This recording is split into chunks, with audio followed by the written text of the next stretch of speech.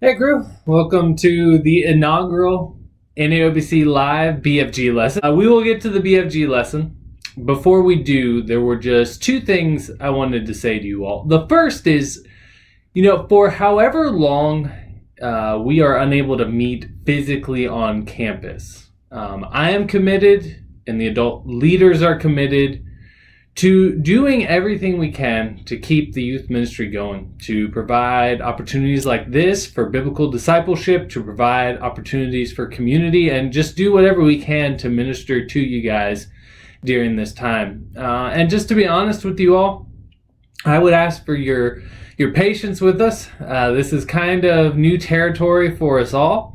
And as a result, we're just going to try some things. They don't work, we'll change them, and we'll keep iterating until we find things that work, and we'll go with it. And then if we need to change it later, so be it. But we are committed. I want you guys to know that we are committed to ministering to you all as best we can for however long this season lasts. The second thing I want you guys to know, or really just to remind us of, is that we are not the church because we share a building. We are a church because we share a heart and a commitment for one another.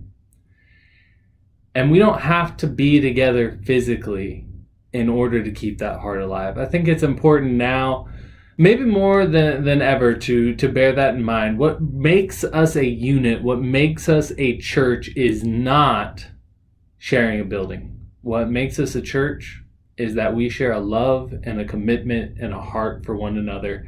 And even if we aren't able to meet together physically, that heart continues to endure. And so we continue to be the church.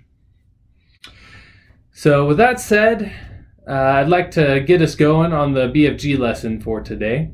We are going to keep trekking along through our Old Testament run through. And we are coming today to the book of Judges. And so what I'd like to do is just do a quick recap of where we've been. I know it might seem like it's been a little while since we've been together, so I'll just do a quick recap through what's happened in the Old Testament up to now. And then we'll jump into the lesson in Judges. And once we get to the actual lesson part, I just want to make two observations from the passage and then draw one application point from the passage. All right, so what's been going on in the Old Testament so far? Well, I don't think we need to go all the way back to creation, but maybe we can go all the way back to Israel in Egypt. You guys will remember that Abraham has a bunch of descendants. Eventually, those descendants end up as a nation of slaves in Egypt. And then you go through this whole Exodus thing where Moses comes in and there's a bunch of plagues, and then they flee and they try to cross this big body of water, and then God splits the water open and chariots come and it crashes back down. It was a whole thing. So then they're in the wilderness for 40 years because when they got to the edge of the promised land, instead of trusting in God and going in faith, they revolted against Moses and said, there's no way we're doing that. It's too dangerous. And so God said, this generation is not going in. But eventually that generation dies out. Moses dies along with him. And a new leader named Joshua is raised up, and he leads the people into Israel. And when the people get into Israel and the promised land, now they start doing what the Lord wanted them to do. They start conquering the nations that are in there. They start claiming the land he's promised. But then eventually, Joshua dies. And where we pick up today in the book of Judges is right after Joshua and that whole generation that went into the promised land with Joshua has passed away. So we're going to be in Judges chapter 2, and we're going to start in verse 10. Yeah, we're going to start in verse 10, the latter half of verse 10. And the book of Judges says this: after them, that is, after the generation that went in with Joshua, another generation rose up who did not know the Lord or the works he had done for Israel. The Israelites did what was evil in the Lord's sight. They worshiped the Baals and abandoned the Lord, the God of their fathers, who had brought them out of Egypt. They followed other gods from the surrounding peoples and bowed down to them. So another way to kind of sum up what this passage is saying is that after Joshua dies, the Israelites turn to idolatry. They stop worshiping God and they start worshiping false gods, specifically the false gods that the people around them worshipped.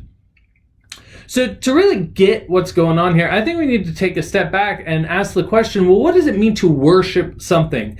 If the Israelites were guilty because they took their worship that belongs to God and they gave it to these other gods, I think we need to ask, well, what does it mean to worship a God in this context? And I believe there's at least three components to what it means to worship a God in the sense being described in this passage. And the first and most important is that worship has to do with your affections. Specifically, worship has to do with what you value.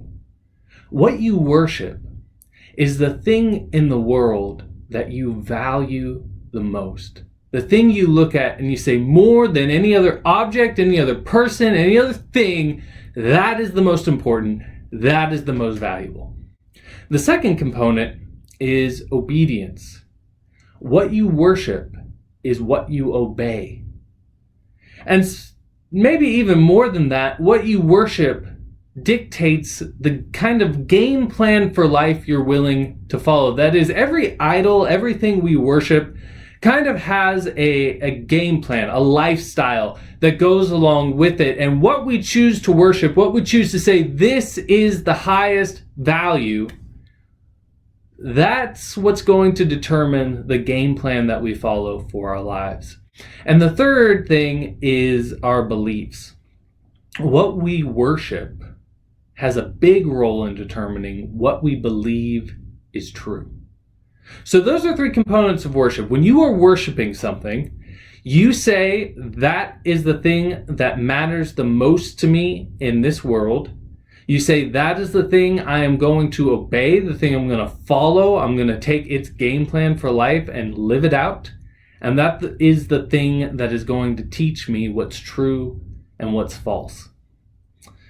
And a good way to illustrate this is, let's think about the difference between Christians who worship the God of the Bible and Muslims who worship the the God of the Quran, or Allah. So let's run through those three categories real quick. First, affection. Christians will say that the thing of highest value is the God of the Bible, whereas Muslims will say the thing of highest value is Allah, the God of the Quran. Second, Christians, when they're being faithful Christians, will attempt to obey what the God of the Bible has said. That is, in the Bible, God gives a game plan for human life. He basically says, here's a way of being human. Here's a lifestyle for you to live out. And a faithful Christian is going to take that and obey. Likewise, the faithful Muslim is going to look at the Quran and say, in this, Allah has given me instructions, He's given me a lifestyle, and I'm going to take that and I'm going to live it out. And the third component is that the Christian looks at the Bible, the revelation from God, and says, this is truth. This teaches me what's true and what's false. Likewise, the Muslim looks at the Quran and says, this teaches me what's true and what's false. And so you see how those three components come into play. What we value, what we obey, and what we believe make up what we are worshiping. So the Israelites basically move from worshiping the God of the Bible to worshiping these other gods, these gods of the nations around them. But now I think we need to ask, what's the problem with idolatry? Why is it such a big deal that the Israelites did this? And I think there's at least two problems. One is idolatry is evil, and the other is idolatry is based on a lie. The reason idolatry is both evil and based on a lie is because God, the God of the Bible, simply is the thing that matters most, the thing of highest value. And when we look at something else, whatever it might be, and say, no, that's actually of the highest value, that is a lie, and it is actually evil for us to say that. The second is the God of the Bible deserves to be obeyed. And not only does he deserve to be obeyed, when you open up scripture and you read kind of this blueprint for the human life, that is the best blueprint. The objectively best way of being a human, the objectively right way of living as a human, and any other blueprint of any other God we might worship, whether it's the God of the Quran, whether it's some teachings from Hinduism, whether it is some secular authority, such as like a secular psychologist take on how to be a flourishing human, whatever it is, that is a lie when it conflicts with the teachings of the Bible. And the third is our God, the God of the Bible, is a God of truth. His revelation that he's given us in the Bible is truth, and whatever contradicts it is false. So idolatry is evil and it's a lie because the God of the Bible is the most valuable thing. He is worthy of obedience, and he does speak truth. And when we worship other things, we say something lesser than him is the most value. We say something not worthy of our obedience gets it. And we say something that speaks lies speaks truth. So that's the first thing I want us to see, is that after Joshua died, Israel began to worship other gods, and we've unpacked what it means for them to worship other gods. So now, let's move on to the second observation.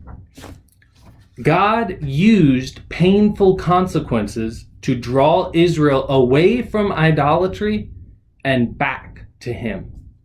So we're going to pick up in Judges chapter 2, verse 12, the second part of verse 12, and this is what we read. They, speaking of Israel, angered the Lord, for they abandoned him and worshipped Baal and Ashtoreth. The Lord's anger burned against Israel, and he handed them over to marauders who raided them. He sold them to enemies around them, and they could no longer resist their enemies. Whenever the Israelites went out, the Lord was against them and brought disaster on them, just as he promised and swore to them. So they suffered greatly.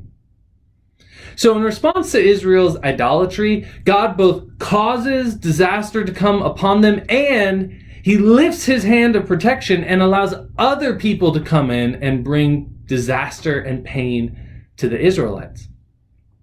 Now, when we read this account, I think we need to be honest that what God is allowing to happen to the Israelites is not mild, it's not small, it's intense. People are being murdered right now, or in this response. People are being sold into slavery in this response. And I think it's natural for us to ask the question, why would God respond with such harsh treatment? Why would he allow such painful consequences to come upon the people of Israel? And I think the general answer to that, and I want to give a general answer and then maybe illustrate a little bit, is that often those who lead a group of people are forced to use painful consequences to show that group of people they're leading that a certain behavior and a certain pattern of living is bad, is dangerous, and needs to be turned away from. On a smaller scale, I'll give you guys this illustration. So my son, Caden, is 2 years old, and he objectively makes terrible decisions on a regular basis. He does things that are we'll say unwise of him to do, such as his obsession when he was a little bit younger with playing with outlets. He liked to go and poke the outlets. He liked to take things that he believed might go into the outlet. Maybe it does, maybe it doesn't, but there's only one way to find out, and try and stick it in there. And obviously, my wife and I found this behavior to be a little dangerous, because if you didn't know this, outlets actually have electricity running through them. And when that electricity starts running through you, terrible things can happen. So whenever our son would go and attempt to play with an outlet or stick something in an outlet, or really, it just got to one point where if he was looking at an outlet wrong, he would suffer some kind of discipline. That last part was an exaggeration. I just realized I need to be a little bit more careful with what I say versus a typical youth lesson, because this is being recorded and put on the internet. So to be clear, we only disciplined our son when it was appropriate to do so related to these outlets. And when we did that, it would basically be, we'd put him in timeout or something like that, but something to let him know that behavior leads to pain. And notice what we did. When our son did a behavior that could have hurt him, we introduced a lesser pain, something lesser than the danger we were worried about, to teach him that behavior was dangerous. No, and think about this. My son hates timeout. He doesn't like being in timeout. It's painful for him. But the pain of timeout is vastly less than the pain he would feel if he stuck a metal object in that outlet the wrong way and he was electrocuted. So because my wife and I lead him, sometimes we are forced to use painful consequences to show him that a path he's walking is dangerous. And ideally, we're going to use consequences that are less painful than what we're worried about he's going to end up doing if he doesn't stop that behavior. In the same way, what holds for us and our son and outlets, I believe holds for God and his people and their sin. Because what's the danger if the people of Israel continued in the sin of idolatry?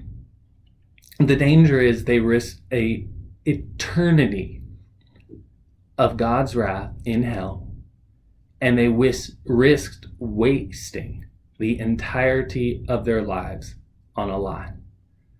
And so we might ask, what kind of pain, what kind of painful consequences are warranted in that scenario to keep people away from possibly suffering that level of extreme consequences? I think we can trust in the wisdom of our God that the painful consequences he uses are indeed wise and justified to keep us from the infinitely worse consequences if he did not act. So those are the two observations I wanted us to make from the passage. Number one is that after Joshua died, the Israelites began to worship other gods. And number two, God used painful consequences to draw Israel away from idolatry and back to him. Now here's the application point for us.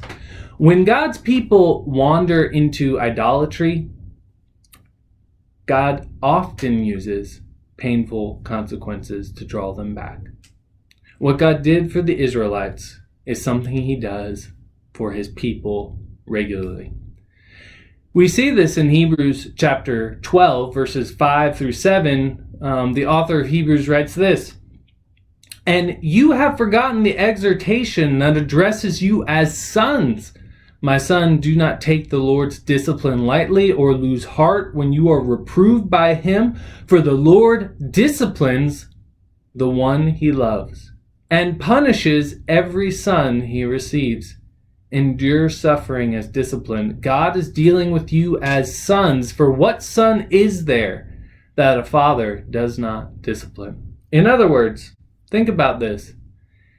If me and my wife did not care about our son, we would let him play with outlets. And the reason I can say that is disciplining is unpleasant, disciplining is hard, and if I really didn't care what happened to my son, I would happily let him play with the outlet because I don't care if he gets electrocuted. I don't care if he dies as a result of it. But I do care, and so I discipline him to keep him from that terrible consequence. Likewise, when God cares about someone, when he loves them, he disciplines them to keep them away from patterns of sin and evil that would lead to terribly devastating results, both for their life now and their life to come. Discipline is a form of love. Now, as we wrap up our time together, I think the recognition that God disciplines his people needs to be understood in the right way. And by that I mean we need to be careful we avoid one of two extremes, because on the one hand, we could go to the excess of saying anytime there is any kind of negative consequence in my life, anytime I experience any kind of pain or any kind of sorrow, that is God disciplining me for my sin. Well, that's not something the Bible teaches. The Bible does not teach that every pain and every negative consequence and every source of sorrow that enters our lives is a result of our sin. And just think, for example, about Jesus. Jesus went to the cross not because he was sinful, but because he was sinless. The other extreme is we can go to this deficiency of never stopping to reflect that maybe some kind of pain or disaster or negativity in our lives is God trying to get our attention and turn us away from a pattern of sin. So those are the two extremes, thinking everything is God's discipline and thinking nothing is God's discipline. So what's in the middle? What is the wise way to walk here? And I think the wise way to walk is this middle road of discernment, where we examine pain, we examine negative consequences in our life, and we at least ask the question, is there something in my life right now God might be disciplining me for? And I want to leave you with 4 suggestions for how to think through that process, how to begin to discern where pain might be coming from in your life, or where painful consequences might be coming from. And number 1 is the Word of God. Are you currently engaged in any pattern of sin that God's Word clearly indicates is sinful and wrong? Because if that's the case, then it may very well be that some kind of painful consequence is God's way of getting your attention. But even if it's not, the fact that you've now been made aware of that should lead you to turn away from it. Number 2, your conscience. Now, our consciences are not foolproof guides, but I think God often uses our inner conviction to show us when we're wandering away from it. Number 3, advisors. And here I have in mind your parents or adult leaders, people who are a little older, a little wiser, and people you've let into your life enough that they know what's going on and they can speak truth into your life about where they see possible areas of sin. And then the last is, where is your worship? What is it you value the most? Where do you spend all your time and your energy and your money and your focus? What has your heart? What is it you turn to as your source of truth? Where do you look to figure out how you want to be a human being and what kind of lifestyle you want to live? Because if you're thinking through that and the answer is not the Lord, then it may be there is an idol in your life. So I would just encourage you guys that as you walk through that process of discerning whether or not maybe God is trying to get my attention with some of the things going on in my life right now. Those are 4 places to stop, 4 little checkpoints, 4 little avenues of discernment to help you walk through that process. Anyways, please be sure to check out NAOBC Youth Live, the website, to learn about one of our hangout groups where we will continue discussing this lesson and also have a chance to catch up with one another.